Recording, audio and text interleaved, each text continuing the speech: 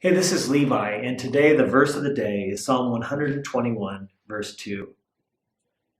My help comes from the Lord, who made heaven and earth.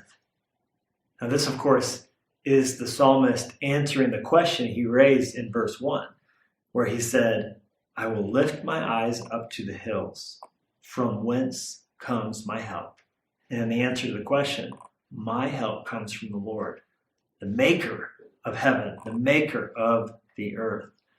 And this is, of course, a part of the Psalms of Ascent, 15 songs that compose the Israelite road trip playlist that was sort of the songs they would sing coming and going from the feasts. There were 3 annual feasts you had to attend in person. They were called pilgrim feasts. And so the Psalms of Ascent were songs that God said, hey, here's what you sing as you come. Here's what you sing as you go.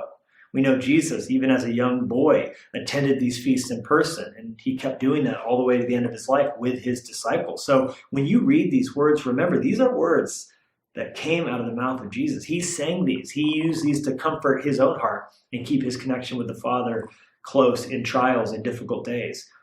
Now, the reality is we all face situations that cause us to panic, to lift our eyes up and go, what am I going to look to in this moment to help me? What am I going to look to give me relief? And when the psalmist says, I lift my eyes to the hills, is that where my help comes from?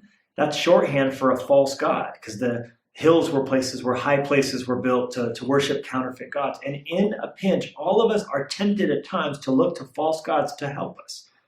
Why do we call it retail therapy?